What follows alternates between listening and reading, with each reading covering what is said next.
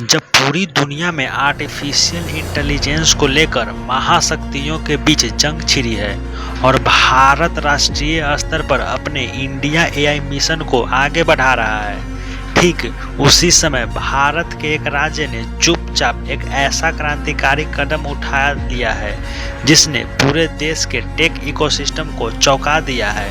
जी हाँ, हम बात कर रहे हैं केरल की। केरल भारत का पहला ऐसा राज्य बन गया है जिसने अपनी तकनीकी संप्रभुता को सुरक्षित करने के लिए देश का सबसे महत्वाकांक्षी स्टेट एआई रोडमैप लॉन्च किया है।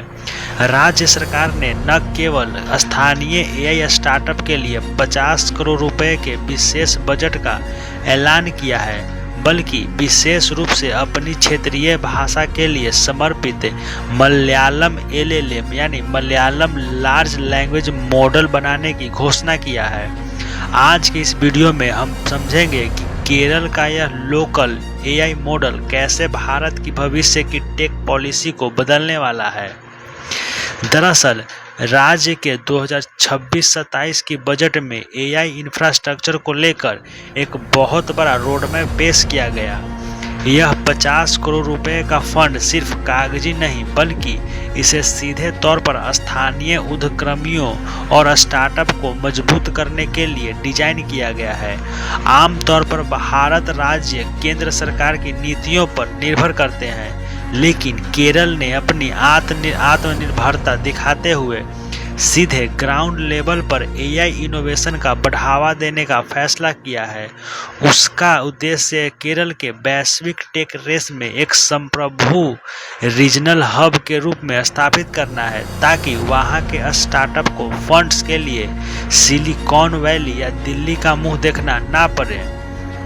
इस पूरे रोडमैप का सबसे दिलचस्प और रणनीतिक हिस्सा है Malayalam language AI tool.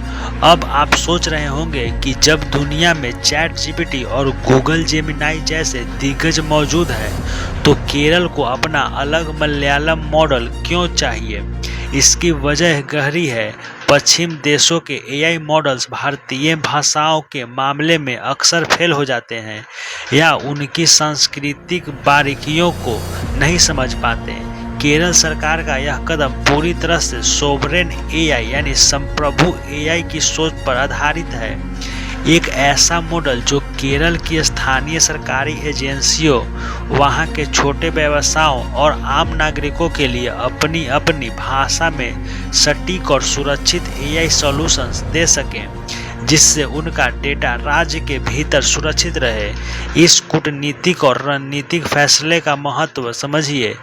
Take विशेषज्ञों का मानना है कि केरल की यह पहला भारत के अन्य राज्यों के लिए एक ब्लूप्रिंट यानी गाइड बुक की तरह काम करेगी।